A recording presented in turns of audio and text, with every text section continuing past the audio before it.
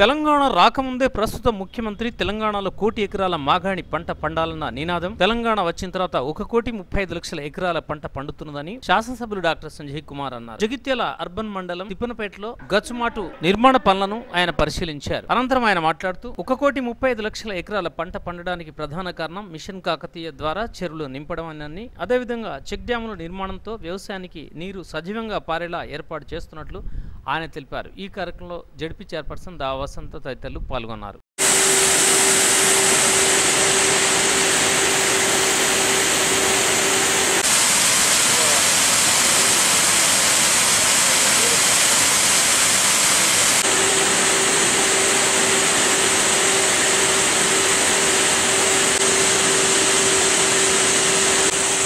Sir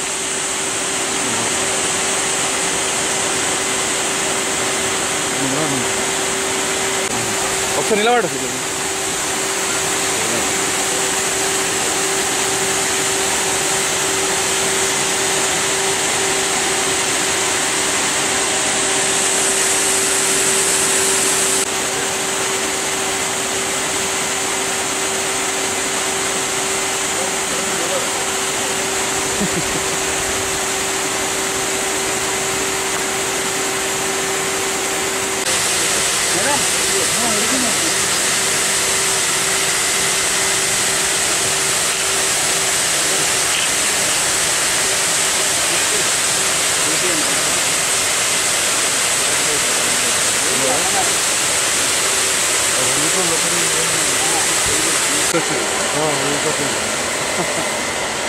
ఇది బాయిలలో కూడా నీళ్ళు పెరిగినాయి మొత్తం.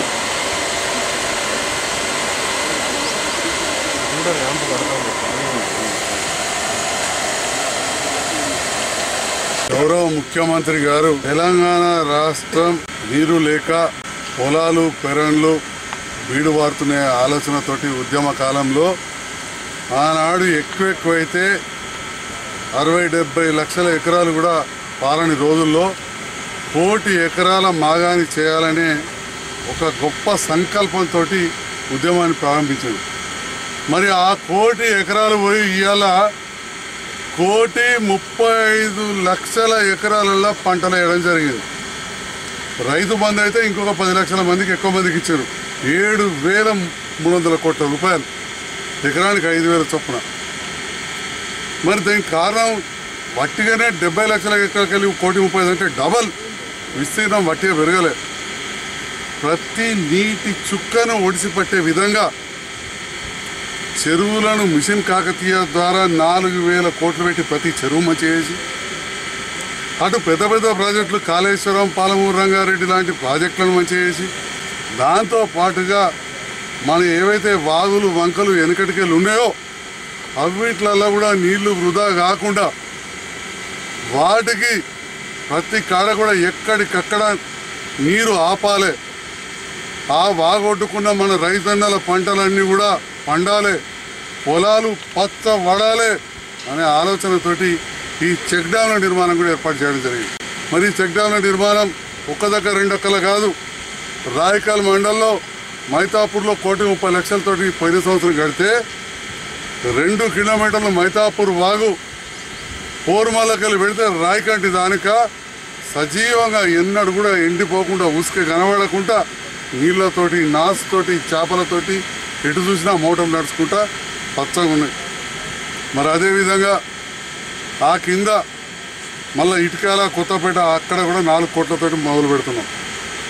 ఇక్కడ మన జగిత్యాల మండలంకి వస్తే ఏదైతే మనం ఇక్కడ తిప్పనపేట కాడ చెక్ డ్యామ్ కట్టినామో 90 లక్షల రూపాయలతోటి మా సోదరి జడ్పీ చైర్పర్సన్ గారు, సర్పంచ్ గారు, ఎంపీటీసీ మనందరం కలిసి ఇక్కడ శంకుస్థాపన చేసి కట్టుకున్నాం. ముఖ్యమంత్రి గారు దీనికి 90 లక్షలు ఇచ్చారు. మరి ఇది వానలు పడడమే కాదు, ఇక్కడికి నీళ్లు ఎప్పుడు కూడా వచ్చే విధంగా కల్లపల్లి చెరువు నిడితేనే కదా ఇటు వచ్చేటి.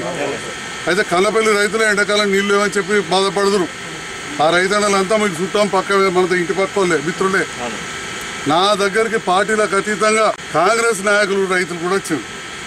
ఇన్నేళ్ళగలు మొత్తుకున్నాం సార్, అయితే లేదు మా చెరువు ఎండాకాలంలో పోతున్నది, దానికి ఒక తూము లేదంటే ఆలోచన చేసి చెలిగల్ సర్పంచ్ గారు, మా అక్కడ మండల ప్రెసిడెంట్ చైర్మన్ అమ్మ నేను రైతులు అధికారులం రెవెన్యూ ఎస్ఆర్ స్పందనం పోయి అసలు ఇంత పెద్ద కాలువ పోతుంటే ఇది కిందున్న కళ్ళపల్లి చెరువు నీళ్ళు రాకపోలేదు. అది రాకపోతే రేపంటాడు మరి తిప్పనపేటకి ఎట్లా వస్తాయి వాగులు ఆలోచన చేసి పరిస్థితి ఇదే కాళేశ్వరం ప్రాజెక్టు తోటి ఈయన్నే మన జైతాల దగ్గర రామపురం ఉన్నది మీకు ఎరికే అంతరం పక్కకు ఆడికెళ్ళి పంపు చేసి ఎస్ఆర్ఎస్పీలో ఉల్టా పోతాం.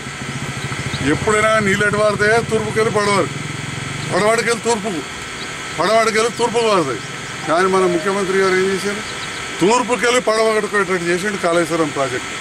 దాంతో ఇవాళ వరదకాలం అంతా కూడా నీళ్లుండి అక్కడ మానాల మీకెళ్ళి అక్కడెక్కడ రావడికెళ్ళి పెడితే మన పోతారం, మధుట్ల, నూకపల్లి, రావణపేట, రాంపురం ఇవన్నీ ఊర్లు నీళ్ళ కడకడ కాసారం అవన్నీ కూడా ఇవాళ నదిలోకి ఉండుట ఎక్కడికక్కడ ఎట్లయితే మీకు ఈడ వాగుల నీళ్లు ఉంటే మీరు మోటార్లు పెట్టుకున్నారో, వాగుల నీళ్ళు ఉంటే మీ బాయిలలో నీళ్ళు ఎట్లా వచ్చినాయో ఇవాళ అట్లా 100 కిలోమీటర్లు రామడుకెళ్ళి శ్రీరామ్ సాగర్ దాకా సజీవంగా ఉన్నది. ఇవాళ మన వరదకాలం ఒక నది, ఇంకో నది కొత్తగా తయారైనట్టు.